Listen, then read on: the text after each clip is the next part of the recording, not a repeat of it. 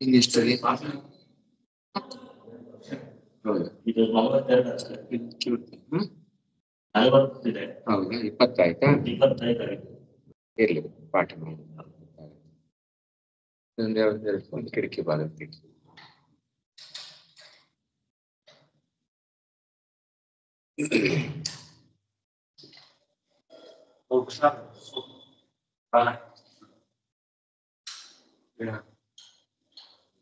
ಬಡಿಯುತ್ತೆ ತಲೆಗೆ. ಸರಿ, ಯಾವ್ದಾಗ್ತಾ ಇತ್ತು ಇವಾಗ? 12ನೇದು ಆಗ್ತಾ ಇತ್ತಲ್ಲ, 10 ಆಗ್ತಿತ್ತ? ಹಾ, ಅರ್ಧ ಆಗಿದೆ. ಮಯಾಧ್ಯಕ್ಷೇಣ ಪ್ರಕೃತಿ ಸೂಯತೆ ಸಚರಾಚರಂ ಹೇತುನಾನೇನ ಕೌಂತೆಯ ಜಗದ್ ವಿಪರಿವರ್ತತೆ. ಇದು ಕೂಡ ಕೃಷ್ಣ ಅರ್ಜುನನಿಗೆ ಹೇಳ್ತಾ ಇರ್ತಕ್ಕಂಥ ಮಾತಿದು.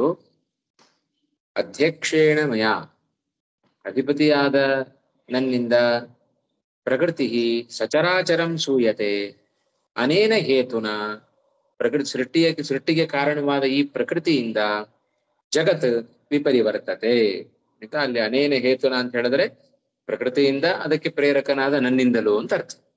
ಅನೇನ ಅನ್ನೋ ಶಬ್ದಕ್ಕೆ 2 ರೀತಿಯ ಕೂಡ ಅರ್ಥವನ್ನ ಮಾಡಬಹುದು. ಹೀಗೆ ಜಗತ್ ವಿಪರಿವರ್ತತೆ ಅಂತ. ನಿನ್ನೆ ಪರ್ಯಹಾರ್ಷೀತ್ ಅನ್ನೋದು ಹೃಣ್ಯಹರಣಿ ಧಾತು. ಪರ್ಯಹಾರ್ಷೀತ್, ಪರಿ ಅಂತ ಉಪಸರ್ಗ ಇದೆ ಆಯ್ತಾ. ಕೊನೆಯಲ್ಲಿ ವಿವೃತ್ತಿಯಲ್ಲಿ ಕೊನೆಯ ವಾಕ್ಯ ಬಂತಲ್ಲ, ಶ್ಲೋಕೇನ ಪರ್ಯಹಾರ್ಷೀದಿತಿ ಜ್ಞೇಯಂ, ಪರಿಹಾರ ಮಾಡಿದರು ಎಂಬುದಾಗಿ ನಾವು ತಿಳಿಬೇಕು ಅಂತ. ಅದು ಪರಿ ಉಪಸರ್ಗ ಇದೆ. ಅಹಾರ್ಷೀತ್, ಅಹಾರ್ಷ್ಟಾಂ, ಅಹಾರ್ಷು ಅಂತ ಅದನ್ನ ನಡೆಸ್ಬೇಕು. ಗೊತ್ತಾಯ್ತಾ?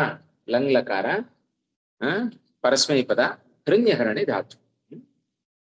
ಪರಿ ಅಂತ ಉಪಸರ್ಗ ಇದೆ. ಪರಿ ಆ, ಈ ಆ ಸೇರಿದ್ರೆ ಯಾ ಆಯ್ತು. ಪರ್ಯಹಾರ್ಷೀತ್ ಅಂತ ತಿಳ್ಕೊಳ್ಳಿ. ಸರಿ, ಲಂಗ್ಲಕಾರ ಅಹಾರ್ಷೀತ್, ಅಹಾರ್ಷ್ಟಾಂ, ಅಹಾರ್ಷು ಅಂತ ನಡೆಸಬೇಕದನ್ನ. ಅಧ್ಯಕ್ಷೇಣ ಇತಿ ಪ್ರಾತಿಪದಿಕೇನ ಸಾಕ್ಷಾತ್ಕಾರಃ ತೃತೀಯಯಾ ಚ ಕರ್ತೃತ್ವಂ ಉಚ್ಯತೆ. ಅಲ್ವಾ? ಇಲ್ಲಿ ಶ್ಲೋಕದಲ್ಲಿ ಹೇಳಬೇಕಾದ್ರೆ ಮಯಾಧ್ಯಕ್ಷೇಣ ಅಂತ ಒಂದು ಮಾತನ್ನ ಹಾಕಿದ ಕೃಷ್ಣ ಪರಮಾತ್ಮ ಅಲ್ವಾ. ಅಧ್ಯಕ್ಷೇಣ ಶಬ್ದದಿಂದ ಏನ್ ಅರ್ಥವನ್ನು ಇಟ್ಟುಕೊಳ್ಬೇಕು ಅಂತ ಹೇಳಿದ್ರೆ, ಅಧ್ಯಕ್ಷೇಣ ಇತ್ಯತ್ರ ಪ್ರಾತಿಪದಿಕ ಅಂದ್ರೇನು? ಈಗ ರಾಮೇಣ ಅಂತ ನಾವು ಪದ ಪ್ರಯೋಗ ಮಾಡಿದ್ವಿ. ರಾಮಃ, ಇದಕ್ಕೆ ಪ್ರಾತಿಪದಿಕ ಏನು? ಪ್ರಾತಿಪದಿಕ ಅಂದ್ರೆ ಅದರ ಮೂಲ ಅಂತ ಅರ್ಥ, ಬೇಸ್. ಆದ್ರೆ ಏನದು?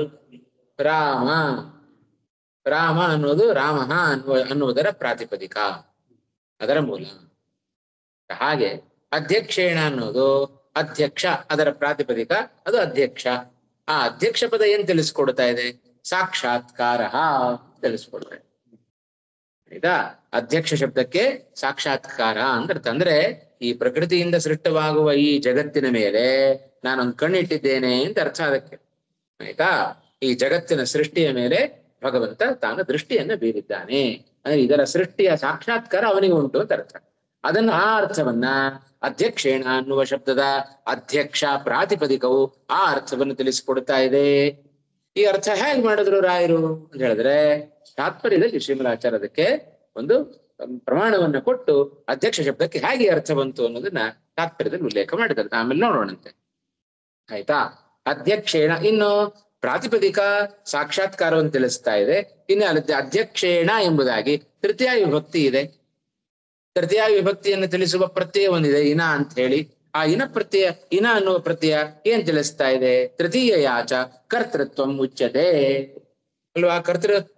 ತೃತೀಯ ವಿಭಕ್ತಿ ಬರೋದು ಯಾವಾಗ ಯಾವಾಗ ತೃತೀಯ ವಿಭಕ್ತಿ ಬರುತ್ತೆ? ಕರ್ತೃಕರಣಯೋ ತೃತೀಯ, ಕರ್ತೃರ್ಥದಲ್ಲಿ ಮತ್ತು ಕರಣಾರ್ಥದಲ್ಲಿ ತೃತೀಯ ಬರುತ್ತೆ. ಆಯ್ತಾ?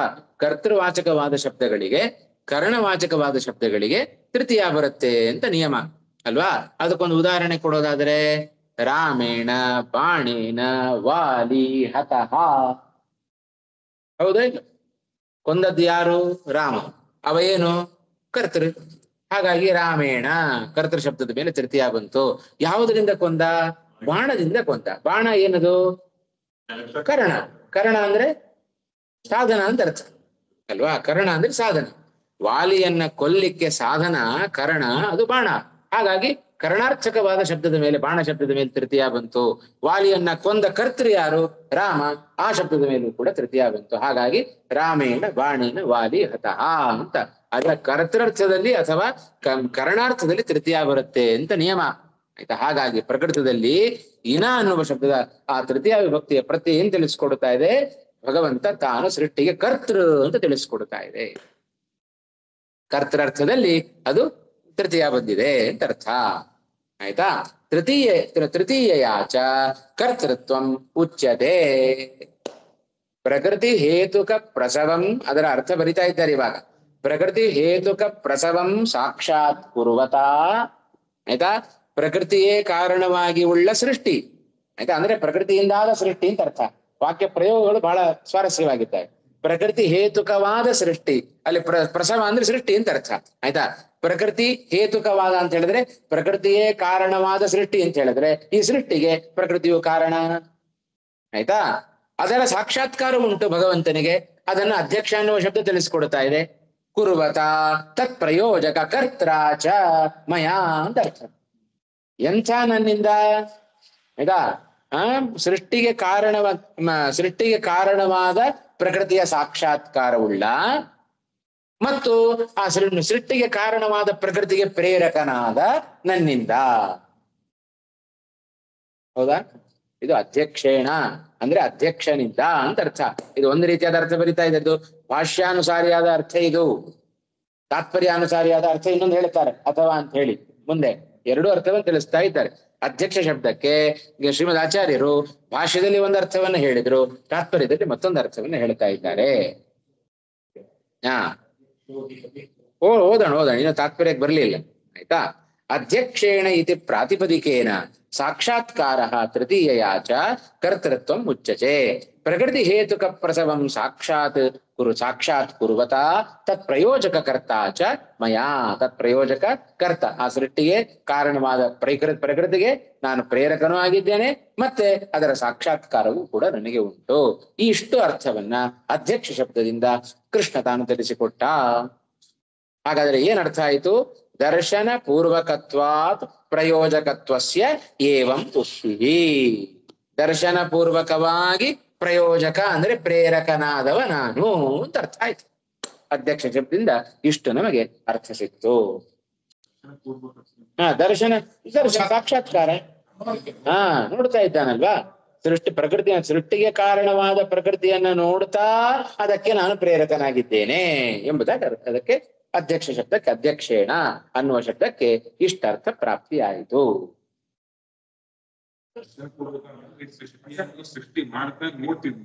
ಹಾಗಲ್ಲಪ್ಪ, ದರ್ಶನ ಪೂರ್ವಕ ಅಂದ್ರೆ ಏನರ್ಥ? ಅದು ಅದರ ಮೊದಲುಗೊಂಡು ಅಂತ ಅರ್ಥ. ಸಾಕ್ಷಾತ್ಕಾರ ಮೂಲಕವಾಗಿ ಸಾಕ್ಷಾತ್ಕಾರ ಮೂಲಕವಾಗಿ ಅದು ಸಾಕ್ಷಾತ್ಕಾರವನ್ನೇ ದರ್ಶನ ಶಬ್ದವನ್ನು ಪ್ರಯೋಗ ಮಾಡಿದ್ದಾರೆ ಅಲ್ವಾ. ಅನೇಕ ಅರ್ಥ ಇದೆ ಪ್ರಕೃತಿಯಲ್ಲಿ, ಆ ಅರ್ಥ ಅಲ್ಲ, ಇಲ್ಲಿ ನೋಡುವಿಕೆ ಅಂತ ಅರ್ಥ. ದರ್ಶನ ಶಬ್ದಕ್ಕೆ ಜ್ಞಾನ ಅಂತ ಅರ್ಥ ಇದೆ, ಶಾಸ್ತ್ರ ಅಂತ ಅರ್ಥ ಇದೆ, ನೋಡುವಿಕೆ ಅಂತ ಅರ್ಥ ಇದೆ. ಅನೇಕ ಅರ್ಥಗಳನ್ನ ಒಂದೊಂದು ಶಬ್ದಗಳಲ್ಲಿ ಯಾವ್ಯಾವ ಸಂದರ್ಭಕ್ಕೆ ಏನ್ ಅರ್ಥ ಬೇಕೋ ಅದನ್ನ ಇಟ್ಕೊಂಡು ಹೋಗ್ಬೇಕು. ಆಯ್ತಾ. ಇದಿಷ್ಟು ಭಾಷ್ಯಾನುಸಾರಿಯಾಗಿ ಶ್ರೀಮದಾಚಾರ್ಯ ಹೇಳಿದ ಅರ್ಥ ಆಯ್ತಾ. ಅದಕ್ಕೊಂದು ಶ್ರುತಿಯನ್ನ ಉದಾಹರಣೆ ಕೊಟ್ಟರು. ಪ್ರಯೋಜಕತ್ವಸ್ಯ ಏವಂ ಉಕ್ತಿ. ಉಕ್ತಿ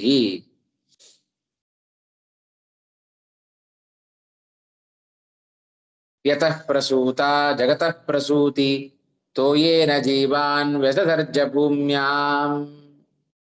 ಅದಕ್ಕೆ ಶ್ರೀಮದಾಚಾರ್ಯರು ಜಗತ್ತಿಗೆ ಉಪಾದಾನ ಕಾರಣ ಪ್ರಕೃತಿ ಆಯ್ತಾ. ಆ ಪ್ರಕೃತಿ ಉಪಾದಾನ ಕಾರಣವಾದ ಈ ಪ್ರಕೃತಿ ಅದೇನಾಗಿದೆ, ಸೃಷ್ಟಿಯಲ್ಲಿ ತೊಡಗಬೇಕು.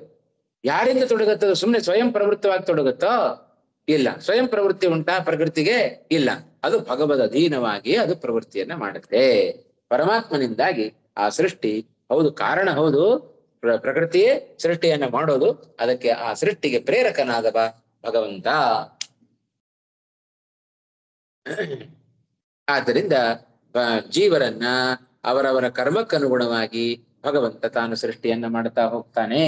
ಇದು ಭಗವಂತನ ಸೃಷ್ಟಿಯ ವ್ಯಾಪಾರದ ಹಿನ್ನೆಲೆಯನ್ನ ಈ ಪ್ರಮಾಣವನ್ನು ಕೊಟ್ಟು ತೋರಿಸಿದ್ರು. ಯದ್ವಾ ಅಂತ ಹೇಳಿ ಇನ್ನೊಂದು ಅರ್ಥವನ್ನ ಹೇಳ್ತಾ ಇದ್ದಾರೆ. ಇನ್ನೊಂದು ಅರ್ಥವನ್ನು ತೆಗೆದುಕೊಂಡದ್ದು ಶ್ರೀಮದಾಚಾರ್ಯರು ಇದೇ ಶ್ಲೋಕದ ತಾತ್ಪರ್ಯವನ್ನು ಬರೆಯುವಾಗ ಒಂದೇ ಒಂದು ಲೈನ್ ಹಾಕಿದ್ರು. ಅಧ್ಯಕ್ಷೋಧಿಪತಿ ಪ್ರೋಕ್ತ ಯದಕ್ಷಾಣಿ ಅಸ್ಯ ಚೋಪರಿ. ಅಧ್ಯಕ್ಷ ಶಬ್ದಕ್ಕೆ ಇನ್ನೊಂದು ಅರ್ಥ ಇದೆ. ಅಸ್ಯ ಅಕ್ಷೀಣಿ ಅಸ್ಯ ಉಪರಿ ವರ್ತತೆ, ಅತಃ ಸಹ ಅಧ್ಯಕ್ಷ. ಹೌದಾ ಇಲ್ಲ? ಆಯ್ತಾ? ಅಸ್ಯ ಉಪರಿ, ಜಗತಃ ಉಪರಿ, ಆಯ್ತಾ?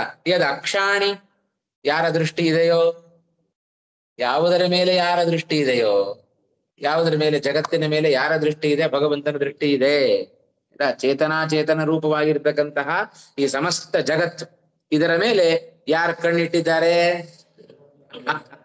ಯಾರು ಕಣ್ಣಿಟ್ಟಿದ್ದಾರೆ? ಭಗವಂತ ಕಣ್ಣಿಟ್ಟಿದ್ದಾರೆ. ಇದು ನಾನೊಂದು ಕಣ್ಣಿಟ್ಟಿರ್ತೀನಿ ನಿನ್ ಮೇಲೆ ಅಂತ ಹೇಳಲ್ವಾ? ಹಾಗೆ ಇಡೀ ಜಗತ್ತಿನ ಮೇಲೆ ಕಣ್ಣಿಟ್ಟಿರ್ತೇನೆ ಅಂದ್ರೆ ಏನರ್ಥ? ಯಾವಾಗ್ಲೂ ನಿನ್ನನ್ನು ಗಮನಿಸ್ತಾ ಇರ್ತೀನಿ ಅಂತ ಅರ್ಥ.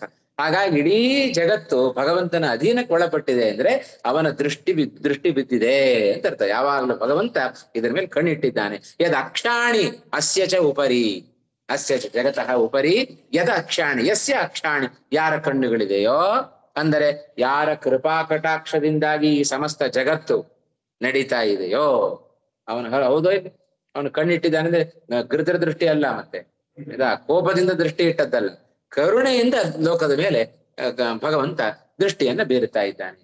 ಅವನು ವ್ಯಗ್ರನಾಗಿ ಬಿಟ್ರೆ ಇಡೀ ಲೋಕವೇ ಮುಳುಗಿ ಹೋಗ್ಬಿಡುತ್ತೆ ಅಲ್ವಾ? ಹಾಗಾಗಿ ಜಗತ್ತಿಗೆ ಭಗವಂತ ಅವಶ್ಯಕವಾಗಿ ಅವನು ಅಧ್ಯಕ್ಷ ಅಂತ. ಅದನ್ನ ಅಧ್ಯಕ್ಷ ಅಂದ್ರು ಅಧಿಪತಿ ಅಂದ್ರು ಕೂಡ ಒಂದೇ ಅರ್ಥ. ಅಧ್ಯಕ್ಷನಾಗಿದ್ದಾನೆ ಅಂತ ಹೇಳಿದ್ರೆ ಇಡೀ ಜಗತ್ತಿನೆಲ್ಲ ನೋಡ್ತಾನೆ. ಇಡೀ ಇದ್ರ ಮೇಲೆ, ಒಂದು ಆಫೀಸ್ ಮೇಲೆ ಕಣ್ಣಿಟ್ಟಿರೋರು ಯಾರು? ಅವ್ರವ್ರ ಕೆಲಸದ ಮೇಲೆ ಅವ್ರವ್ರು ಇಟ್ಟಿರ್ತಾರೆ. ಇಡೀ ಆಫೀಸಿನ ಮೇಲೆ ಒಬ್ಬ ಓನರ್ ಕಣ್ಣಿಟ್ಟಿರ್ತಾರೆ. ಹಾಗೆ ಇಡೀ ಜಗತ್ತು ಭಗವಂತನ ಅಧೀನಕ್ಕೆ ಒಳಪಟ್ಟಿದೆ ಅಂತ ಹೇಳಿದ್ರೆ ಅವನಿಗೆ ಸರ್ವಸ್ವ. ಅಧಿ ಅಂದ್ರೆ ಉಪರಿ. ಅಧಿ ಅಕ್ಷಾಣಿ, ಆಯ್ತಾ? ಅಧಿ ಅಂದ್ರೆ ಉಪರಿ.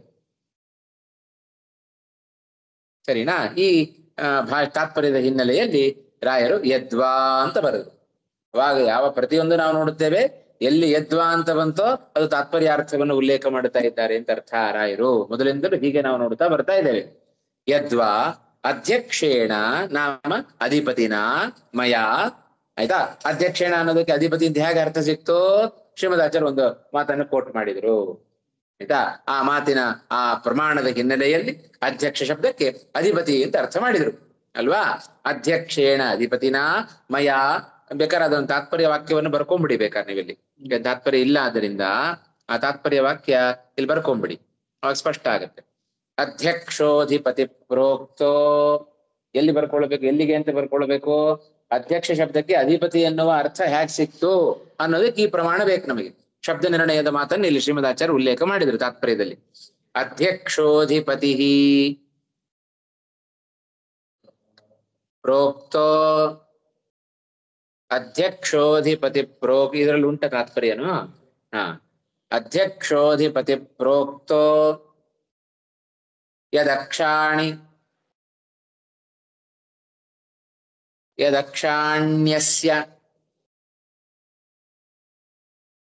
ಯದಕ್ಷಾಣ್ಯಸ್ಯ ಚೋಪರಿ.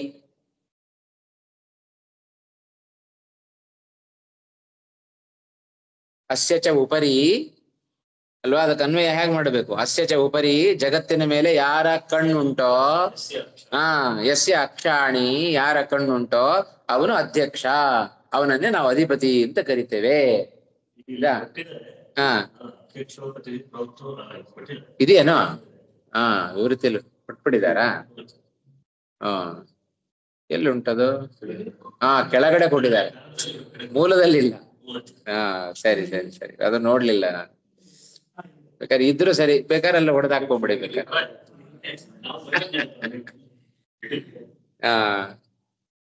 ಸರಿ, ಅದನ್ನೇ ಕೊಟ್ಟಿದ್ದಾರಲ್ಲ ಇಲ್ಲಿ. ಅಥವಾ ಅನುವಾದದಲ್ಲಿದೆ. ಹೌದು. ಅಧ್ಯಕ್ಷೋಧಿಪತಿ ಪ್ರೋಕ್ತೋ ಯದಕ್ಷೀಣ್ಯಸ್ಯ ಯದಕ್ಷೀಣ್ಯಸ್ಯ ಚ ಉಪರಿ. ಅಕ್ಷಿಣಿ ಅಂತ.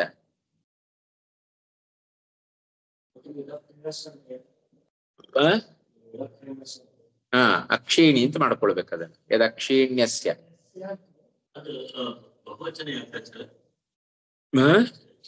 ಅಕ್ಷಿ ಅಕ್ಷಿಣಿ. ಹಾ ಬಹುವಚನ ಹೌದು. ಯಾಕೆ ದ್ವಿವಚನ? ಎರಡರಲ್ಲಿ ಎರಡು ತರ ಇದೆ, ಯಾವ್ದು ಸರಿ ಅಂತ ನೋಡ್ಬೇಕು ನಾವು. ನೋಡೋಣ, ಅದನ್ನು ವಿಚಾರ ಮಾಡಿ ಇನ್ನೊಂದು ಯಾವ್ದಾದ್ರು ಪ್ರತಿ ನೋಡಿ ತೀರ್ಮಾನ ಮಾಡೋಣ. ಸರಿ, ಅರ್ಥ ಆಯ್ತಾ ಇಷ್ಟು? ಹಾ ಹೌದಾ, ಅದೇ ಅರ್ಥವನ್ನ ಇದೆ. ಸಾವಿರ ಅನೇಕ ಕಣ್ಣುಗಳುಳ್ಳವನಲ್ವಾ ಅವನು ಭಗವಂತ. ಸಹಸ್ರಾಕ್ಷ. ಆಗ ಬಹುವಚನ ಹಾಕಿರ್ಬೇಕು.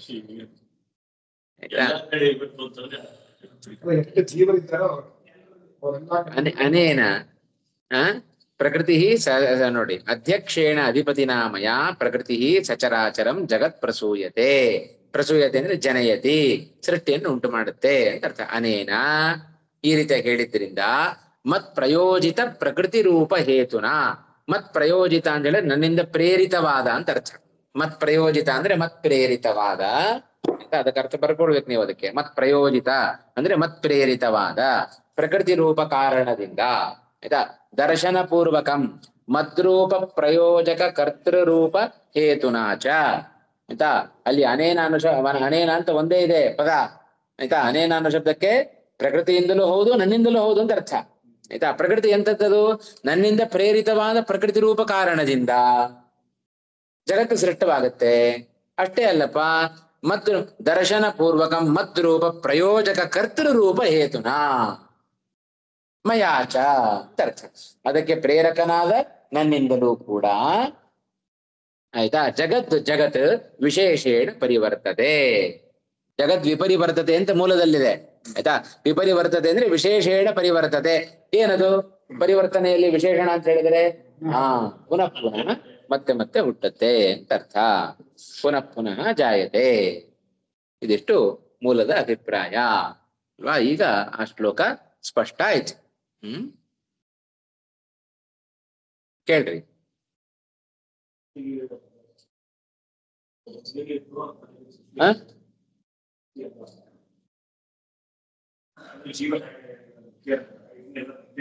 ಇಲ್ಲ, ನಾಶ ಆಗುತ್ತೆ. ಪಂಚಭೂತಗಳಿಗೆಲ್ಲ ನಾಶ ಉಂಟಲ್ಲ.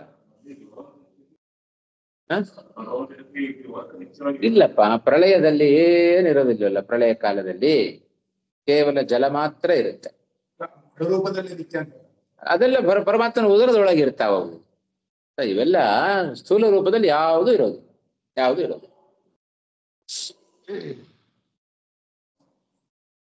ತಗೋಣ. ಅವಜಾನಂತಿ ಮಾಂ ಮೂಢಾಃ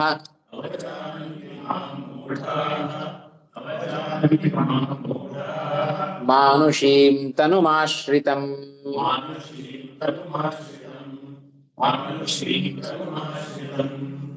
ವಿಸರ್ಗ ಲೋಪ ಆಗಿದೆ. ಬಿಡಿಸಿ ಹೇಳುವಾಗ ವಿಸರ್ಗ ಹೇಳ್ಬೇಕು. ಇಲ್ಲಾಂದ್ರೆ ಬರೀ ಮೂಢ. ಏನದು ಮೂಢ? ಏನಿದೆ? ಯಾವ ವ್ಯಕ್ತಿ, ಯಾವ ವಚನ? ಮೂಢ ಅನ್ನೋದು ತಪ್ಪಾಗುತ್ತೆ, ಲೋಪ ಆಗಿದೆ. ಅದಕ್ಕೆ ಹೇಳಿ, ಗೊತ್ತಾಗ್ಲಿ ಅನ್ನೋ ದೃಷ್ಟಿಯಿಂದಲೇ ಹೇಳಿ. ಪರಂ ಭಾವಮಜಾನಂತೋ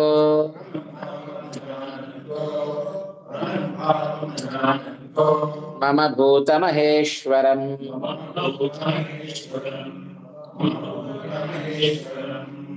ಇನ್ನೊಂದು ಎರಡನೇದು ಸೇರಿಸ್ಕೊಂಡ್ಬಿಡೋಣ ಜೊತೆಗೆ. ಮೋಘಾಶ ಮೋಘ ಕರ್ಮಾಣೋ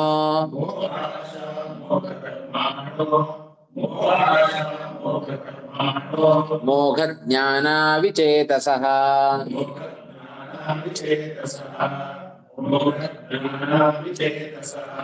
ರಾಕ್ಷಸೀಂ ಆಸುರೀಂ ಚೈವ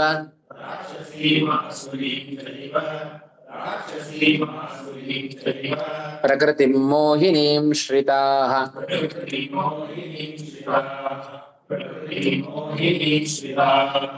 ಅವಜಾನಂತಿ ಮಾಂ ಮೂಢಾ ಮಾನುಷೀಂ ತನುಮಾಶ್ರಿತಂ.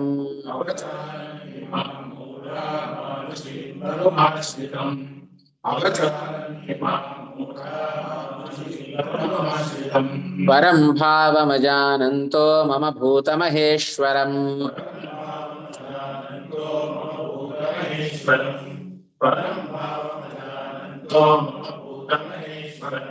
ಮೋಘಾಶ ಮೋಘ ಕರ್ಮಾಣೋ ಮೋಘ ಜ್ಞಾನ ವಿಚೇತಸಃ.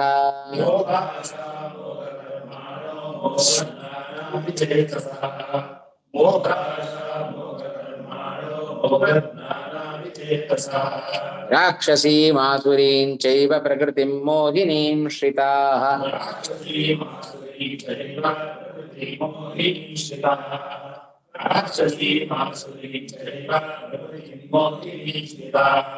ಯಾರಪ್ಪ ನಿಮಿಷ, ಯಾರೋ ಪ್ರಕೃತಿಂ ಅಂತ ದೀರ್ಘ ಹೇಳ್ತಾ ಇದ್ದೀರಿ, ಏನೋ ಒಂದು ವಾಯ್ಸ್ ಕೇಳಿಸ್ತಾ ಇದೆ. ದೀರ್ಘ ಇಲ್ಲ, ಪ್ರಕೃತಿಂ ಹ್ರಸ್ವ. ಹಾ, ಅಲ್ಲಿ ದೀರ್ಘ ಹೇಳ್ಬೇಕು. ಮೋಹಿನೀಂ, ಪ್ರಕೃತಿಂ ಹೇಳಬಾರದು, ಮೋಹಿನೀಂ. ಹಾ,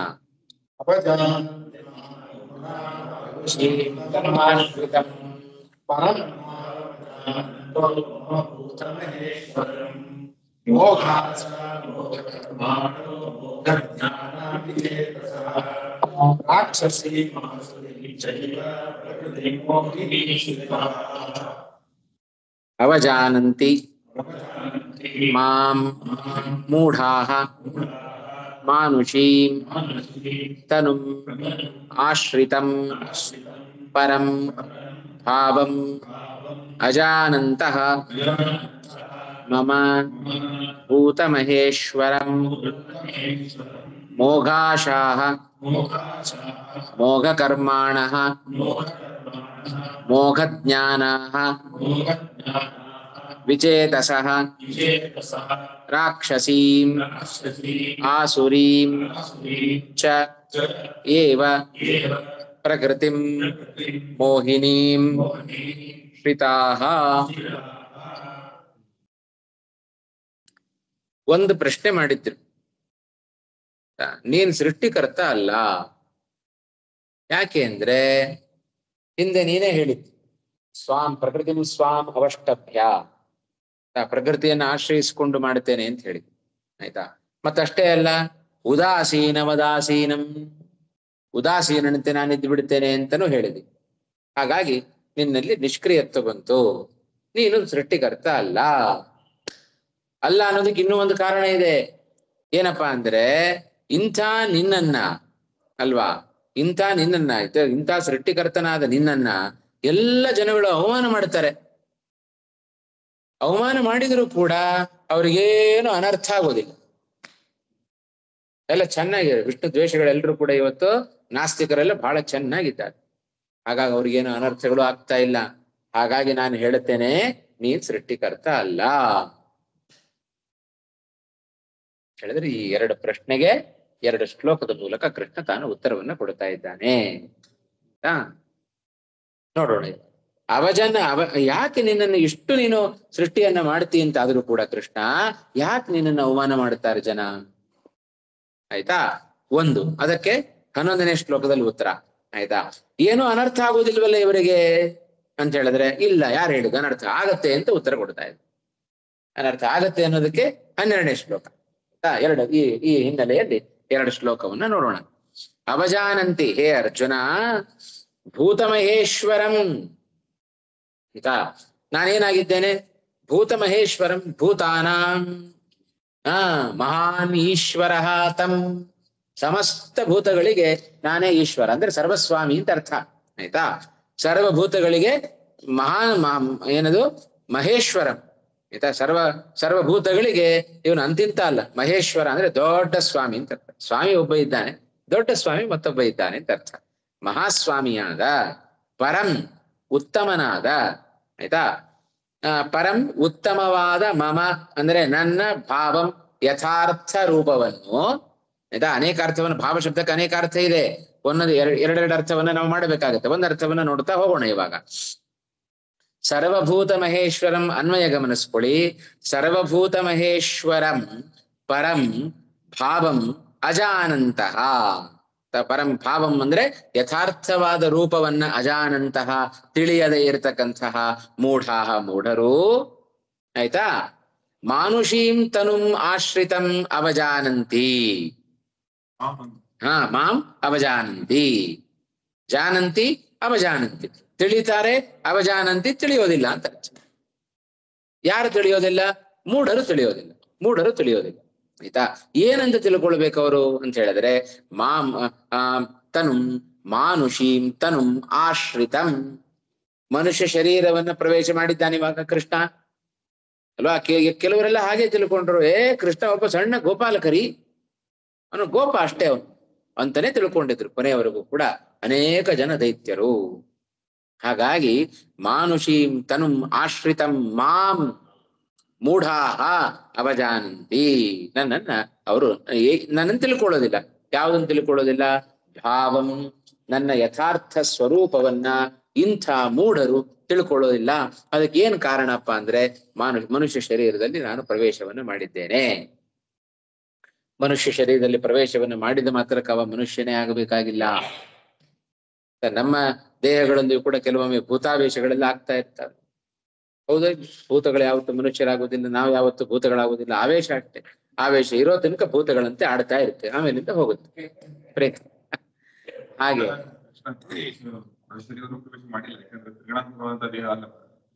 ಅಲ್ಲ, ಈಗ ಸರಿ ಬೇಕಾದಾಗ ಅಂತ ಸೃಷ್ಟಿಯನ್ನ ಮಾಡ್ಕೊಳ್ತಾನೆ. ಆಯ್ತಾ? ಈಗ ಸಾಧಾರಣವಾಗಿ ಎಲ್ಲರಂತೆ ಮನುಷ್ಯ ದೇಹವನ್ನೇ ಪ್ರವೇಶ, ಮಾನವನಾಗಿ ಅವತಾರ ಮಾಡೋದ್ರಲ್ಲಿ ಏನರ್ಥ? ಮನುಷ್ಯ ಶರೀರವನ್ನ ಪಡ್ಕೊಳ್ತಾನೆ ಅಂತ ಅರ್ಥ ಅಷ್ಟೇ. ಅಲ್ಲ, ವಾಸ್ತವಿಕ ಅಲ್ಲ, ಈಗಲೂ ಅವತಾರದಲ್ಲಿ ಹೌದು, ಅದೇನೋ ಹೌದು. ಆದ್ರೆ ಈ ಮೇಲ್ನೋಟಕ್ಕೆ ಏನಿದೆ ಇವಾಗ? ಮನುಷ್ಯ ಶರೀರವನ್ನು ಪ್ರವೇಶ ಮಾಡಿದಂತೆ ಕಾಣ್ತಾ ಇದೆ ಇವಾಗ, ಹೌದಾ? ಹಾಗಾಗಿ ಮನುಷ್ಯ ಶರೀರವನ್ನ ಪ್ರವೇಶ ಮಾಡಿದಾನೆ ತಿಳ್ಕೊಂಡ್ಬಿಟ್ಟಿದ್ದಾರೆ. ಇದರ ವಿವರಣೆಯನ್ನ ಸ್ಪಷ್ಟಪಡಿಸ್ತಾರೆ. ಇದೇ ವಿವೃತ್ತಿಯಲ್ಲಿ ರಾಯರು ಸ್ಪಷ್ಟಪಡಿಸ್ತಾರೆ. ಆಯ್ತಾ? ಆದ್ರಿಂದ ಪರಂ ಭಾವಂ ಅಂದ್ರೆ ಉತ್ತಮವಾದ ಯಥಾರ್ಥ ಸ್ವರೂಪವನ್ನು, ಇಲ್ಲಿ ಭಾವ ಶಬ್ದಕ್ಕೆ ಸ್ವರೂಪ ಅಂತ ಅರ್ಥ ಮಾಡಬೇಕು. ಆಯ್ತಾ? ಪರಂ ಭಾವಂ, ನನ್ನ ಯಥಾರ್ಥವಾದ ಸ್ವರೂಪವನ್ನ ಅಂಥ ಮೂಢರು ತಿಳಿಯೋದಿಲ್ಲ ಅಂತ ಅರ್ಥ. ಅಜಾನಂತಹ, ತಿಳಿಯೋದಿಲ್ಲ ಅವರೆಲ್ಲರೂ ಕೂಡ. ಆದ್ರಿಂದ ಏನಾಯ್ತು? ಅದರ ಪರಿಣಾಮ ಆಯ್ತಾ? ಅಜಾನಂತಹ ಮೂಢಾಹ, ನನ್ನ ಯಥಾರ್ಥ ಸ್ವರೂಪವನ್ನ ತಿಳಿಯದ ಮೂಢರು ಆಯ್ತಾ ನನ್ನನ್ನು ಅವಮಾನ ಮಾಡ್ತಾರೆ. ಅವಜಾನಂತಿ ನಾಮ ಅವಮಾನ ಮಾಡ್ತಾರೆ, ತಿರಸ್ಕಾರ ಮಾಡ್ತಾರೆ ಅಂತ ಅರ್ಥ. ಆಯ್ತಾ? ನನ್ನ ಯಥಾರ್ಥ ಸ್ವರೂಪವನ್ನ ತಿಳಿಯದೇ ಇರತಕ್ಕಂತಹ ಮೂಢರು ಮಾನುಷೀಂ ತನುಂ ಆಶ್ರಿತಂ ಮಾಂ ಅವಜಾನಂತಿ. ಎರಡಕ್ಕೆ ನಾವು ಎರಡು ಕ್ರಿಯಾಪದಗಳನ್ನ ಹಚ್ಚಬೇಕು. ಸರಿ ಹೋಯ್ತಾ? ಅವಜಾನಂತಿ ಅಂತಂದ್ರೆ ಅಲ್ಲ ಅಲ್ಲ ಅಲ್ಲ ತಿರಸ್ಕಾರವನ್ನು ಮಾಡೋದು, ಅವಮಾನ ಮಾಡೋದು ಅಂತ ಅರ್ಥ. ನಿಂದನೆ ಮಾಡ್ತಾರೆ, ಅವಮಾನ ಮಾಡ್ತಾರೆ, ತಿರಸ್ಕಾರ ಮಾಡ್ತಾರೆ, ಯಾವ್ದು ಅರ್ಥವನ್ನು ಬೇಕಾದ್ರೆ ಹೇಳ್ಬೋದು. ಅಂದ್ರೆ ಏನರ್ಥ? ನನ್ನನ್ನ ಸರ್ವೋತ್ತಮ ಅಂತ ತಿಳ್ಕೊಳ್ಳೋದಿಲ್ಲ. ಯಾಕೆ? ಇವನೊಬ್ಬ ಮನುಷ್ಯ ಶರೀರವನ್ನ ಪಡ್ಕೊಂಡಿದ್ದಾನಿವಾ, ಆದ್ರಿಂದ ಇವನ್ ಹ್ಯಾಕ್ ಶ್ರೇಷ್ಠ ಆಗ್ಲಿಕ್ಕೆ ಸಾಧ್ಯ ಅನ್ನುವ ಭಾವನೆಯನ್ನ ಆ ಮೂಢರು ಹೊಂದಿರುತ್ತಾರೆ. ಅದರ ಪರಿಣಾಮ ಏನು ಗೊತ್ತಾ? ಅವರೆಲ್ಲರೂ ಕೂಡ ಮೋಘ ಜ್ಞಾನ. ಇಲ್ಲಿ ಮೋಘ ಶಬ್ದಕ್ಕೆ ವ್ಯರ್ಥ ಅಂತ ಅರ್ಥ. ಮೋಘ ಶಬ್ದಕ್ಕೆ ವ್ಯರ್ಥ ಅಂತ ಅರ್ಥ. ಮೋಘಾಶಾಹ, ವ್ಯರ್ಥವಾದ ಆಸೆ ಉಳ್ಳವರಾಗ್ತಾರೆ. ಮೋಘ ಕರ್ಮಾಣ, ವ್ಯರ್ಥವಾದ ಕರ್ಮ ಉಳ್ಳವರಾಗ್ತಾರೆ. ಆಯ್ತಾ? ಮೋಘ ಜ್ಞಾನ, ವ್ಯರ್ಥವಾದ ಜ್ಞಾನ ಉಳ್ಳವರಾಗ್ತಾರೆ. ವಿಚೇತಸಃ, ಆಯ್ತಾ? ವಿರುದ್ಧವಾದ ಮನಸ್ಸುಳ್ಳವರಾಗ್ತಾರೆ. ಚೇತಸ್ ಅಂದ್ರೆ ಮನಸ್ಸು, ವಿಚೇತಸಃ ಅಂದ್ರೆ ವಿರುದ್ಧವಾದ ಮನಸ್ಸುಳ್ಳವರಾಗ್ತಾರೆ ಅಂತ. ವಿರುದ್ಧಾನಿ ಚೇತಾಂಸಿ ಯೇಷಾಂತೆ ವಿಚೇತಸಃ. ಇದೆಲ್ಲವೂ ಕೂಡ ಬಹುವಚನವಾದ ಶಬ್ದಗಳಿದು. ನಡೆಸಿ, ವಿಚೇತಸಃ ಶಬ್ದ ನಡೆಸಿ. ತಪ್ಪು. ಅದು ನಪುಂಸಕಲಿಂಗ ಆಯ್ತು. ಪ್ರಕೃತದಲ್ಲಿ ಪುಲ್ಲಿಂಗ ಬರಬೇಕು. ಚೇತಸಃ ಬಹುವಚನ, ಅದಕ್ಕೆ ನಾವು ಬಹುವಚನ ಅಂತ ಹೇಳಿದ್ಮೇಲೂ ಈಗ ನಡೆಸಬಾರ್ದು. ಚೇತಾಹ ಚೇತಸೌ ಚೇತಸಃ, ವಿಮನಾಹ ವಿಮನಸೌ ವಿಮನಸಃ, ಸುಮನಾಹ ಸುಮನಸೌ ಸುಮನಸಃ. ಸುಮನಸಃ ಬಂತಲ್ಲ ಅಲ್ಲಿ, ವಿಚೇತಸಃ ಬಹುವಚನ ಆಗ್ಬೇಕು ತಾನೆ. ಏಷಾಂತೆ ಅಂತ ಪದ ಪ್ರಯೋಗ ಮಾಡ್ಲಿಲ್ವಾ ನಾನು? ಬಹುವಚನ ಹಾಕ್ಲಿಲ್ವಾ? ಬಹುವಚನದಲ್ಲಿ ಬರಬೇಕು ಅಂದ್ರೆ ಹೇಗೆ ನಡೆಸಬೇಕು? ಸುಮನಾಹ ಸುಮನಸೌ ಸುಮನಸಃ. ಸುಮನಸ್ ಶಬ್ದ ಸಕಾರಾಂತಹ ಪುಲ್ಲಿಂಗ, ಸುಮನಸ್ ಶಬ್ದ ಸುಮನಾಹ ಸುಮನಸೌ ಸುಮನಸಃ. ಹಾಗೆ ವಿಚೇತಾಹ ವಿಚೇತಸೌ ವಿಚೇತಸಃ, ಸಕಾರಾಂತಹ ಪುಲ್ಲಿಂಗ, ವಿಚೇತಸ್ ಶಬ್ದ ಕೇವಲ ಚೇತಸ್ ಶಬ್ದ ನಪುಂಸಕಲಿಂಗ. ಚೇತಃ ಚೇತಸಿ ಚೇತಾಂಸಿ. ವ್ಯತ್ಯಾಸ ಗೊತ್ತಾಯ್ತಾ? ಅಲ್ಲ, ಹಾಗಲ್ಲ. ಚೇತಸ್ ಅನ್ನೋದು ಪ್ರಾತಿಪದಿಕ. ಅದು ನೀವು ರಾಮ ಶಬ್ದ ರಾಮ ರಾಮ ಅಂತ ನಡೆಸ್ತೀರಾ, ರಾಮ ಅಂತ ನಡೆಸ್ತೀರೋ ಇಲ್ವೋ? ಚೇತಸ್ ಅನ್ನೋದು ಚೇತಾಹ ಅನ್ನುವುದರ ಪ್ರಾತಿಪದಿಕ ಅದು. ಆಯ್ತಾ? ಚೇತಸ್ ಅಂತ ನಡೆಸಬಾರದು. ಚೇತಃ, ಚೇತಸಿ, ಚೇತಾಂಸಿ ಅದ ಕೇವಲ ಚೇತಸ್ ಶಬ್ದವನ್ನು ನಡೆಸೋದು ಹಾಗೆ. ಆಯ್ತಾ? ಹಾಗೆ ಈ ಕಡೆ ರಾಮ ಶಬ್ದ ನಡೆಸು ಅಂತ ಹೇಳಿ, ಹಾಗೆ ಚೇತಸ್ ಶಬ್ದ ನಡೆಸು. ಚೇತಃ, ಚೇತಸೌ, ಚೇತಃ, ಚೇತಸಿ, ಚೇತಾಂಸಿ ಅಂತ ಕೇವಲ ಚೇತಸ್ ಶಬ್ದ ನಡೆಸು ಅಂತ ಹೇಳಿದ್ರೆ ಚೇತಃ, ಚೇತಸಿ, ಚೇತಾಂಸಿ ಅಂತ ನಪುಂಸಕಲಿಂಗದಲ್ಲಿ ನಡೆಸಬೇಕು. ಚೇತಸ್ ಶಬ್ದ ಸ್ವಾಭಾವಿಕವಾಗಿ ಅದು ನಪುಂಸಕಲಿಂಗ, ಆದರೆ ಸಮಾಸ ಆದಾಗ ಅದು ವ್ಯಕ್ತಿ ವಿಶೇಷಣವಾಗಿ ಪರಿಣಾಮವನ್ನು ಹೊಂದತ್ತೆ. ಲಿಂಗ ವ್ಯತ್ಯಾಸ ಆಗತ್ತೆ. ಹಾಗಾಗಿ ವಿರುದ್ಧಾನಿ ಚೇತಾಂಸಿ ಯೇಷಾಂತೆ ವಿಚೇತಸಃ ಅಂತ ಸಮಾಸ ಮಾಡಬೇಕು. ಗೊತ್ತಾಯ್ತಾ? ಹಾಗೆ ಹಾಗೆ ಪ್ರತಿಯೊಂದಕ್ಕೂ ಕೂಡ ಅಷ್ಟೇ. ಮೋಘಾಶಾಹ ಯೇಷಾಂತೆ. ಆಯ್ತಾ? ಹಾಗೆ ಮೋಘಾಶಾಹ ಹೇಗೆ ಸಮಾಸ ಮಾಡೋದು? ಆಶಾ ಶಬ್ದ ಯಾವ ಲಿಂಗ? ಆಶಾ ಅಂತ ಹೇಳ್ಬಿಟ್ಟೆ, ಅದ್ರಿಂದ ಸ್ತ್ರೀಲಿಂಗ ಸುಲಭ ಗೊತ್ತಾಯ್ತು. ಆಶಾ, ಆಶೆ, ಆಶಾಹ. ಹಾಗಾದ್ರೆ ಸಮಾಸ ಇಲ್ಲಿ ಎಲ್ಲ ಕಡೆ ಬಹುವ್ರೀಹಿ. ಮೋಘಾಹ, ಆಶಾಹ, ಯೇಷಾಂತೆ. ಈಗ ಯಾವ ಲಿಂಗ ಆಯ್ತು? ಪುಲ್ಲಿಂಗ ಆಯ್ತು. ಯೇಷಾಂತೆ ಪುಲ್ಲಿಂಗ ಆಯ್ತು. ಅದೇ ಆಶಾ ಶಬ್ದ ಪುಲ್ಲಿಂಗ ಆಯ್ತು. ಮೋಘಾಶಾಹ ಶಬ್ದ ನಡೆಸೋದು ಹೇಗೆ? ಮೋಘಾಶಾಹ ಶಬ್ದ ನಡೆಸೋದು ಹೇಗೆ? ನಡೆಸ್ರಿ. ರಾಮ ಶಬ್ದ ತರ ನಡೆಸಬೇಕು. ಸುಧೀಂದ್ರ ಅವ್ರಿಗೆ ಇವತ್ತು ರ್ಯಾಂಕ್ ಇವತ್ತು. ಆಯ್ತಾ? ಫಸ್ಟ್ ಟೈಮ್ ಹೇಳ್ತಾ ಇದಾರೆ ಅವರು. ಮೋಘಾಶಃ ಅಕಾರ ಅಂತ ಪುಲ್ಲಿಂಗ. ಮೋಘಾಶ ಶಬ್ದ ಮೋಘಾಶಃ, ಮೋಘಾಶೌ, ಮೋಘಾಶಾಹ ಅಕಾರ ಅಂತ ಆಯ್ತು. ಕೇವಲ ಆಶಾ ಶಬ್ದ ಆಕಾರ ಅಂತ ಸ್ತ್ರೀಲಿಂಗ.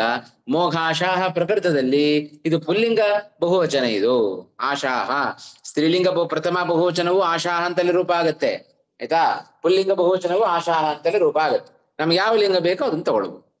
ಹಾಗೆ ಮೋಘಾಶಾಹ ಮೋಘ ಕರ್ಮಾಣ ಇದನ್ನ ಸಮಾಸ ಮಾಡಿ. ಮೋಘ ಕರ್ಮಾಣ ಸಮಾಸ ಮಾಡಿ. ಕರ್ಮ ಶಬ್ದ ಹೇಗ್ ನಡೆಸೋದು ಅಂತ ಗೊತ್ತಿಲ್ಲ. ಮತ್ತೆ ಹೇಗ್ ಮಾಡ್ಬೇಕು? ಸರಿಯಾಗಿ ಮಾಡಿ. ಹೇಗಾಗುತ್ತೆ? ಹೇಗಾಗುತ್ತೆ? ಏನ್ ಮಾಡ್ಬೇಕು? ವಿಶೇಷಣ ವಿಶೇಷಗಳು ಒಂದೇ ಲಿಂಗ, ಒಂದೇ ವಿಭಕ್ತಿ, ಒಂದೇ ವಚನದಲ್ಲಿ ಇರ್ಬೇಕಲ್ವಾ? ಮೋಘಾಣಿಚತೆ ಅಂತ ಮಾಡೋದಲ್ಲ, ತಪ್ಪದೆ. ಏನ್ ಹಾಕ್ಬೇಕು? ಮೋಘಾಣಿಚ ತಾನಿ ಕರ್ಮಾಣಿಚ ಮೋಘ ಕರ್ಮ. ಮೋಘಾನಿ ಅಲ್ಲ, ಬಹುರಿ ಮಾಡ್ಬೇಕಲ್ಲ, ಕರ್ಮಧಾರೆ ಮಾಡಬಾರ್ದು ಇಲ್ಲಿ. ಮೋಘಾನಿ ಕರ್ಮಾಣಿ ಯೇಷಾಂತೆ ಅಂತ ಮಾಡೋದು. ಕರ್ಮಾಣ ಅಂತ ರೂಪ ಆಯ್ತು. ಹಾಗಾದ್ರೆ ಈ ಕರ್ಮಾಣ ಶಬ್ದ ನಡೆಸೋದು ಹೇಗೆ?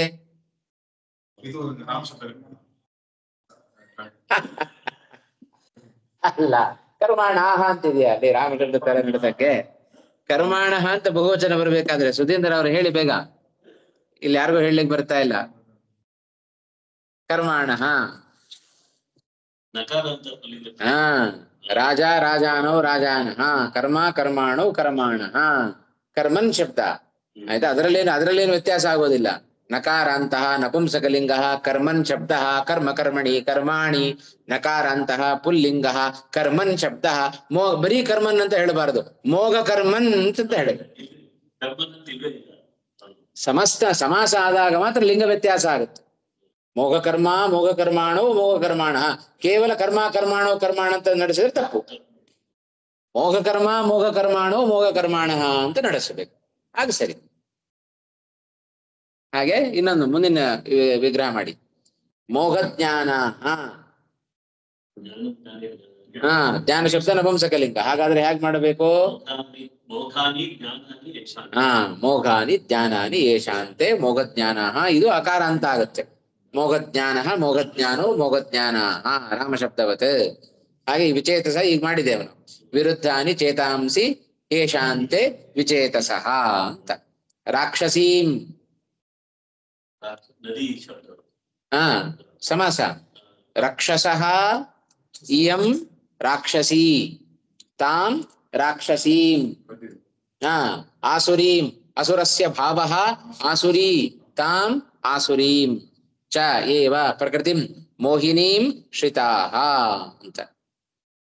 ಹೀಗೆ ಎಲ್ಲರೂ ಕೂಡ ವ್ಯರ್ಥವಾದ ಜ್ಞಾನವುಳ್ಳವರು, ವಿರುದ್ಧವಾದ ಚೇತಸ್ಸುಳ್ಳವರು ಮತ್ತೆ ರಾಕ್ಷಸ ಸಂಬಂಧಿಯಾದ ಆಸುರೀಂ ಅಸುರ ಸಂಬಂಧಿಯಾದ ಮೋಹಿನೀಂ ಅಂದ್ರೆ ಮೋಹವನ್ನು ಉಂಟು ಮಾಡುವ ಈ ಪ್ರಕೃತಿಯ ಸ್ವಭಾವವನ್ನ ಪ್ರಕೃತಿಂ ಏವ ಆಯ್ತಾ ಸ್ವಭಾವವನ್ನೇ ಶ್ರಿತಾಹ ಆಶ್ರಯಿಸಿರ್ತಾರೆ ಈ ಮೂಢರು.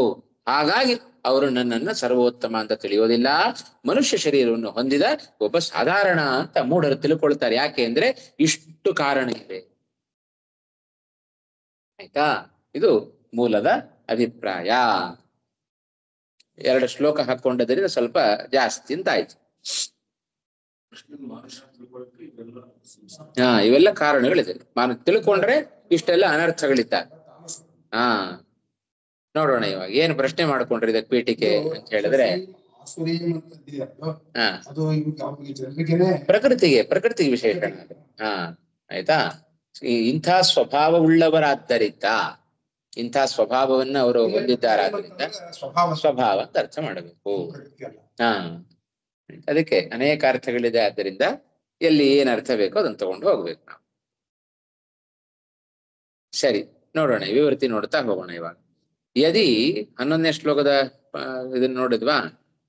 ಆಯ್ತಾ, ತನುಂ ಆಶ್ರಿತಂ ಪರಂ ಭಾವಂ ಅಜಾನಂತಹ ಅಂತ. ಅಜಾನಂತಹ ಅನ್ನೋದು ಒಂದೇನದು? ಅಜಾನಂತೌ ಅಜಾನಂತಹ. ಯಾವ ಧಾತು? ಜ್ಞಾ ಅವಬೋಧನೇತಿ ಧಾತೋ ಶತ್ರುಪ್ರತ್ಯಯಾಂತಹ ಶಬ್ದ. ಮಹಾಂಶ್ಚಾಸೌ ಈಶ್ವರಶ್ಚ ಮಹೇಶ್ವರ, ಭೂತಾನಾಂ ಮಹೇಶ್ವರ ಭೂತಮಹೇಶ್ವರ. ಷಷ್ಠಿ ತತ್ಪುರುಷ ಮಾಡಬೇಕಲ್ಲಿ. ಒಂದು ಕರ್ಮಧಾರೆಯ ಮತ್ತೊಂದು ಷಷ್ಠಿ. ಅಮೋಘಾಶಾಹ, ಇದಕ್ಕೆಲ್ಲ ಸಮಾಸಗಳನ್ನು ತಿಳ್ಕೊಂಡ್ವಿ. ಸರಿ, ವಿವೃತ್ತಿ ನೋಡ್ತಾ ಹೋಗೋಣ. ಯದಿ ಯದ್ಯೇವಂ ಭವಾನ್ ಜಗತಃ ಸೃಷ್ಟಿಸ್ಥಿತಿ ಸಂಹಾರಾಣಾಂ ಕರ್ತಾ. ಅಲ್ವಾ? ಅರ್ಥ ಆಗತ್ತಾ? ಹೌದಪ್ಪ, ನೀನ್ ಹೇಳಿದಾಗೆ ಜಗತ್ತಿನ ಸೃಷ್ಟ್ಯಾದಿಗಳಿಗೆ ನೀನು ಕರ್ತೃ ಅಂತ ಆದರೆ, ತರ್ಹಿ ಕುತಃ ಕೇಚಿತ್ವಾಂ ಅವಜಾನಂತಿ. ಯಾಕೆ ನಿನ್ನನ್ನು ಅವಮಾನ ಮಾಡ್ತಾರೆ? ಯಾಕೆ ತಪ್ಪಾಗಿ ತಿಳಿತಾರೆ ನಿನ್ನನ್ನ ಜನ? ಅವಜ್ಞಾನೇಪಿ, ಹೌದು, ಅವರೆಲ್ಲ ನಿನ್ನ ತಿರಸ್ಕಾರ ಮಾಡಿದ್ರು. ಅವ್ರಿಗೇನಾದ್ರು ಅನರ್ಥ ಆಯ್ತಾ? ಏನಾಗ್ಲಿಲ್ಲ. ತೇಷಾಂ ಅನರ್ಥಾಭಾವಾತ್. ಏನಾದ್ರು ನೀನು ಸರ್ವಕರ್ತನಾಗಿ ನಿನ್ನನ್ನ ತಪ್ಪಾಗಿ ತಿಳ್ಕೊಂಡ್ರೆ ಏನಾದ್ರು ಅನರ್ಥ ಆಗ್ಬೇಕು ತಾನೆ? ಸರ್ವೋತ್ತಮನಾದ ನಿನ್ನನ್ನ ಅಪಾರ್ಥ ಮಾಡಿಕೊಂಡರೆ ಏನಾದ್ರು ಒಂದು ಅನರ್ಥ ಆಗಬೇಕು. ಅದೇನು ಆಗಿಲ್ಲ, ಸುಖವಾಗಿದ್ದಾನು. ಅನರ್ಥ ಸವರ್ಣ ದೀರ್ಘ ಆಗಿದೆ. ಅನರ್ಥಸ್ಯ ಅಭಾವ, ಅನರ್ಥಸ್ಯ ಅಭಾವ, ಅನರ್ಥಾಭಾವ. ಏನು ಅನರ್ಥ ಆಗ್ಲಿಲ್ಲ ಅವರಿಗೆ. ಆಯ್ತಾ? ಆದ್ರಿಂದ ಸರ್ವಕರ್ತ ಅಹಂ ಇತಿ ಪ್ರಾಗುಕ್ತಂ ಅಯುಕ್ತಂ. ನಾನೇ ಸರ್ವಕರ್ತ ಅಂತ ಹೇಳ್ಕೊಂಡ್ಬಿಟ್ಟಿನಿ. ಹಾಗೆ ಹೇಳ್ಕೋಬೇಡ. ಯಾಕೆ ಅಂದ್ರೆ ನೋಡು, ನೀನ್ ಸರ್ವೋತ್ತಮ ಅಂತ, ನೀನ್ ಸರ್ವಕರ್ತ ಅಂತ ಆಗಿದ್ರೆ ನಿನ್ನನ್ನು ಅವಮಾನ ಮಾಡಿದವ್ರಿಗೆ ಕೆಟ್ಟದಾಗ್ಬೇಕು. ಏನಾಗಿದೆ, ಸುಖವಾಗಿತ್ತು. ಹಾಗಾಗಿ ನೀ ಸರ್ವಕರ್ತ ಅಲ್ಲ, ನೀನು ಹೇಳ್ಕೊಳ್ಬೇಡ ಹಾಗೆ ಅಂತ. ಇತ್ಯತ ಅತಃ ಆಹ ಅವಜಾನಂತಿ ಇತ್ಯಾದಿ ದ್ವಯೇನ. ಅವಜಾನಂತಿ ಎಂಬ 2 ಶ್ಲೋಕಗಳಿಂದ ಅದನ್ನ, ಈ 2 ಪ್ರಶ್ನೆಗಳಿಗೆ 2 ಶ್ಲೋಕಗಳಲ್ಲಿ ಕೃಷ್ಣ ಉತ್ತರವನ್ನು ಕೊಟ್ಟಿದ್ದಾನೆ ಅಂತ ಅರ್ಥ. ಮಾನುಷೀಂ ತನುಂ ಆಶ್ರಿತಂ. ಏನರ್ಥ ಅದಕ್ಕೆ? ಮಾನುಷ ದೇಹಂ ಅಧಿಷ್ಠಿತ. ಮನುಷ್ಯ ದೇಹದಲ್ಲಿ ಪ್ರವೇಶವನ್ನು ಮಾಡಿದ್ದಾನೆ, ಅದೇ ಕೃಷ್ಣನ ದೇಹ ಅಲ್ಲ. ಆಯ್ತಾ? ಭೂತಾವೇಶ, ಒಂದು ಮನೆಯೊಳಗೆ ಪ್ರವೇಶ ಮಾಡಿದ ಮಾತ್ರಕ್ಕೆ ನಾವೇ ಮನೆಯಾಗಿ ಹೋಗ್ತೀವೇನೋ? ಹೌದಾ ಇಲ್ಲ? ಹಾಗೆ ಮನುಷ್ಯ ದೇಹವನ್ನು ಪ್ರವೇಶ ಮಾಡಿದ ಮಾತ್ರಕ್ಕೆ ಆ ದೇಹ ಅದು ಕೃಷ್ಣನದ್ದಲ್ಲ. ಮನುಷ್ಯ ಪಾಂಚಭೌತಿಕ ಶರೀರ ಕೃಷ್ಣನಿಗಿಲ್ಲ. ಆಯ್ತಾ? ಮಾನುಷ ದೇಹಂ ಅಧಿಷ್ಠಿತ. ಅದಕ್ಕೆ ನೋಡಿ ಸ್ಪಷ್ಟವಾದ ಉಚ್ಚಾರಣೆಯನ್ನು ಮಾಡ್ತಾ ಇದ್ದಾರೆ, ಪ್ರಯೋಗವನ್ನು ಮಾಡ್ತಾ ಇದ್ದಾರೆ ರಾಯರು. ಮಾನುಷ ದೇಹಂ ಅಧಿಷ್ಠಿತ ಅಯಂ ಇತಿ ಮೂಢಲೋಕ ಭ್ರಾಂತಿ ವಿಷಯಂ ಮಾಂ. ಆಯ್ತಾ? ಮಾನುಷಿ, ಮನುಷ್ಯ ಶರೀರವನ್ನ ಪಡೆದ ನನ್ನನ್ನ ಎಂಥ ನಾನು ಅಂತ ಹೇಳಿದರೆ, ಆಯ್ತಾ, ಮಾನುಷ ದೇಹಂ ಅಧಿಷ್ಠಿತ ಅಯಂ ಇತಿ ಮೂಢಲೋಕ ಭ್ರಾಂತಿ ವಿಷಯಂ. ಮೂಢರ ಲೋಕಕ್ಕೆ ಮೂಢರೆಲ್ಲ ಹೀಗೆ ಭ್ರಾಂತಿ ಪಡ್ತಾರೆ ನನ್ನನ್ನು. ಕೃಷ್ಣ ಒಬ್ಬ ಮನುಷ್ಯ ಶರೀರವನ್ನು ಪ್ರವೇಶ ಮಾಡಿಬಿಟ್ಟಿದ್ದಾನೆ ಅಂತ ಭ್ರಾಂತಿಯನ್ನ ಪಡ್ತಾರೆ. ಅಂಥ ಭ್ರಾಂತಿಗೆ ವಿಷಯನಾದ ನನ್ನನ್ನು ಅಂತ ಅರ್ಥ. ಅಂಥ ಭ್ರಾಂತಿಗೆ ವಿಷಯನಾದ ನನ್ನನ್ನು, ಭ್ರಾಂತಿ ವಿಷಯಂ ಮಾಂ ಇತಿವಾ. ಅಥವಾ ಅಜ್ಞಾನಾಂ ಅವಜ್ಞಾನ ಕಾರಣತೆಯ ಮಾನುಷೀಂ ಮನುಷ್ಯ ದೇಹ ಸಾದೃಶ್ಯೇನ ಪ್ರತೀಯಮಾನಾಂ ತನುಂ ಆಶ್ರಿತಂ ಇತಿ ವಾ ಅರ್ಥ. ಒಂದಾ ಈ ರೀತಿಯಾಗಿ ಅರ್ಥ ಮಾಡಿ, ಇಲ್ಲದೆ ಹೋದರೆ ಇನ್ನೊಂದು ರೀತಿಯಾಗಿ ಕೂಡ ಅರ್ಥ ಮಾಡ್ಲಿಕ್ಕೆ ಬರುತ್ತೆ. ಆಯ್ತಾ? ಕೃಷ್ಣ ಬೇಕಂತಲೇ ಈ ದೇಹವನ್ನು ಪಡ್ಕೊಂಡಿದ್ದಾನಂತೆ. ಯಾಕೆಂದ್ರೆ ಅವ್ರು ಹಾಗೆ ಭ್ರಾಂತಿ ಪಡ್ಲಿ ಅಂತಲೇ ಅವನ ಉದ್ದೇಶ. ಅವ್ರು ಹಾಗೆ ಭ್ರಾಂತಿಯನ್ನು ಪಡಬೇಕು ಮೂಢರು ಅಂತಲೇ ಭಗವಂತ ಮನುಷ್ಯ ದೇಹವನ್ನ ತಾನು ಪ್ರವೇಶವನ್ನು ಮಾಡಿದ್ದಾನೆ ಅಂತ. ಆಯ್ತಾ? ಅದೇ ಉದ್ದೇಶದಲ್ಲಿ ಮನುಷ್ಯ ಶರೀರದಂತೆ ಕಾಣಿಸುವ ಶರೀರವನ್ನ ಆಶ್ರಯಿಸಿರ್ತಕ್ಕಂತಹ ನನ್ನನ್ನು ಅಂತ ಅರ್ಥ. ನನ್ನನ್ನು ಅವರು ಸರಿಯಾಗಿ ತಿಳಿಯೋದಿಲ್ಲ ಅಂದ್ರೆ ಏನರ್ಥ? ಆ ನನ್ನನ್ನು ಅನ್ನೋದನ್ನ ಎರಡು ರೀತಿಯ ಕೃಷ್ಣ ಹೇಳಿಕೊಂಡ. ಇಂಥ ನನ್ನನ್ನ ಅಂತ ಎರಡು ಪಕ್ಷದಲ್ಲಿ ಎರಡು ರೀತಿಯ ತನ್ನನ್ನು ಪರಿಚಯ ಮಾಡಿಸ್ಕೊಟ್ಟಿದ್ದಾನೆ. ಆಯ್ತಾ? ಮಾನುಷೀಂ ತೈ ಶರೀರಂ ತನುಂ ಆಶ್ರಿತಂ ಅನ್ನೋದಕ್ಕೆ ಮನುಷ್ಯ ಶರೀರವನ್ನ ಆಶ್ರಯಿಸಿರುವ ಅಂತ ಮೇಲ್ನೋಟಕ್ಕೆ ನಮಗೆ ಹಾಗ ಅರ್ಥ ಕಾಣಿಸುತ್ತೆ. ಆಯ್ತಾ? ಈ ಹೇಳಿದ್ರಿಂದ ಏನಾಯ್ತು ಇವಾಗ ಅಂತ ಹೇಳಿದ್ರೆ, ಏತೇನ ಅತ್ರ ಹರೇಹೇ ಮಾನುಷ ದೇಹೋಕ್ತೇಹೇ. ಆಯ್ತಾ? ಭಗವಂತನಿಗೆ ಮನುಷ್ಯ ದೇಹ ಇದೆ ಅಂತ ಹೇಳಿದಾಗಾಯ್ತು. ತಸ್ಯ ಚ ಆಧಾರೇಣ, ಹಾಗಾದ್ರೆ ಮನುಷ್ಯ ಶರೀರಕ್ಕೆ ಭಗವಂತ ಆಧಾರನಾದ. ಹೌದಾ ಇಲ್ಲ? ಈ ದೇಹದ ಒಳಗೆ ಒಬ್ಬ ಜೀವ ಇದ್ದಾನೆ.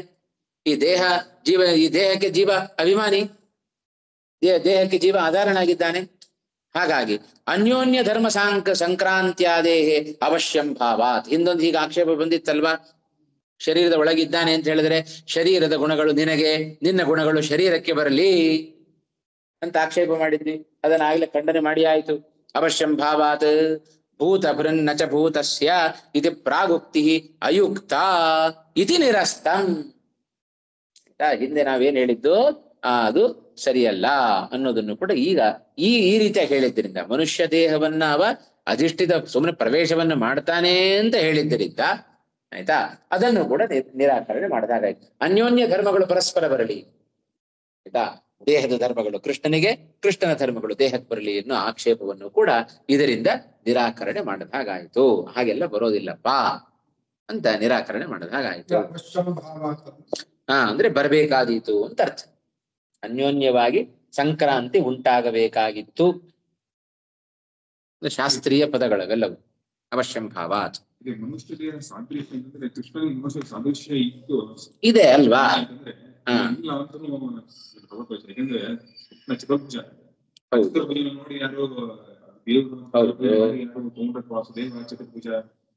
ಅಲ್ಲ, ಕೃಷ್ಣ ಒಂದ್ ಅರ್ಥ ಮಾಡ್ಕೊಳ್ಳಿ. ಕೃಷ್ಣ ಅವನ ಅವತಾರ ಆದಾಗ ಅವನು ಚತುರ್ಭುಜನಾಗಿದ್ದು ಬಿಟ್ರೆ ಇನ್ನೆಲ್ಲಿಯೂ ಕೂಡ ಕೃಷ್ಣ ಚತುರ್ಭುಜನಾಗಿ ಕಾಣ್ಲಿಲ್ಲ. ಅಲ್ಲ, ಅದೇ ವಾಸ್ತವಿಕ ಪೌಂಡ್ರಕ ವಾಸ್ತವನ ಗೊತ್ತಿದೆ ಅದು. ಹಾಗಾಗಿ ನಾನು ಕೂಡ ವಾಸುದೇವ, ಯಾಕೆಂದ್ರೆ ಅವನು ಹುಟ್ಟಿದಾಗ ಚತುರ್ಭುಜನಾಗಿ ಬಂದಿದ್ದಾನೆ ಅಂತ ವಿಷಯ ಗೊತ್ತವನಿಗೆ. ಹಾಗಾಗಿ ಕೃಷ್ಣನಿಗೆ 4 ಕೈ ಇದೆ. ಆ 2 ಕೈಗಳನ್ನು ಈ ಕೃಷ್ಣ ತೆಕ್ಕೊಂಡ್ಬಿಟ್ಟಿದ್ದಾನೆ.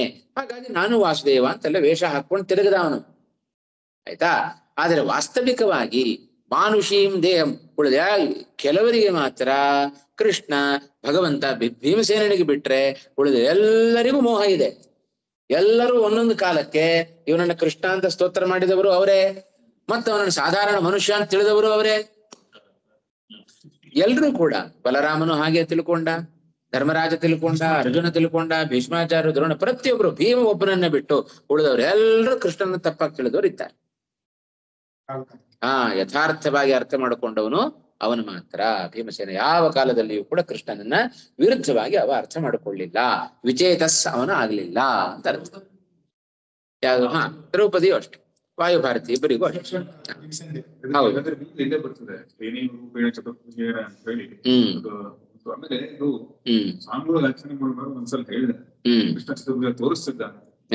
ತೋರಿಸ್ತಾ ಇದ್ದ. ಕುಂತಿ ತೋರಿಸಿದ್ದುಂಟು, ಉಲ್ಲೇಖ ಇದೆ. ತೋರಿಸ್ತಾನೆ, ಇರಲ್ಲ ಅಷ್ಟೆ ಅಲ್ವಾ? ತೋರಿಸ್ತಾನೆ ಅಂದ್ರೆ ಸಮಯ ಬಂದಾಗ ತೋರಿಸ್ತಾನೆ ಅಷ್ಟೆ. ನನ್ ಸಾಮರ್ಥ್ಯ ಸಮಯ ಬಂದಾಗ ತೋರಿಸ್ತೀನಿ ಅಂತ ಹೇಳ್ತಾನೆ. ಹೌದು. ಮತ್ತೆ ಆಮೇಲೆ ಅವಳೇ ಮೋಹಿತಳಾಗ್ತಾಳೆ. ಅದಕ್ಕೆ ಭಾಗವತ ಪ್ರಾರಂಭದಲ್ಲಿ ಹೇಳಿತು, ಮುಖ್ಯಂತಿಯಂ ಸೂರಯ, ಇವರೆಲ್ಲ ದೇವತೆಗಳೇ, ಎಲ್ಲರೂ ಮೋಹಕ್ಕೊಳಗಾಗ್ತಾರೆ.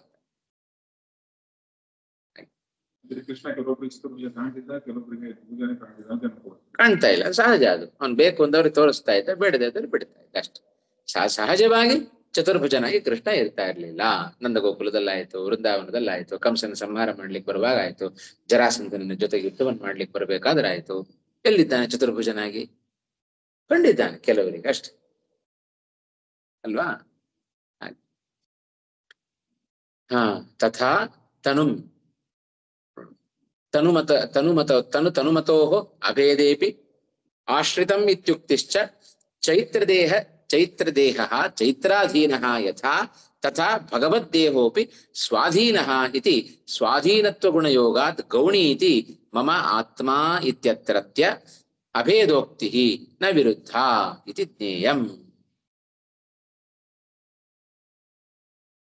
ಇದನ್ನು ಮುಂದಕ್ಕೆ ಇಟ್ಕೊಳ್ಳೋಣವಾ? ತುಂಬಾ ವಿಚಾರ ಹೇಳ್ಬೇಕಾಗತ್ತೆ ಇದಕ್ಕೆ. ಸಮಯ ಇಲ್ಲ ಇವಾಗ. ಹಾ ಅಲ್ಲಿ ತನಕ ನೀವು ಹಾಕೊಂಬಿಡಿ. ಗುರ್ತು ಹಾಕೊಂಡಿರಿ. ಮುಂದಿನ ಪಾಠದಲ್ಲಿ ಅದನ್ನ ನೋಡೋಣ.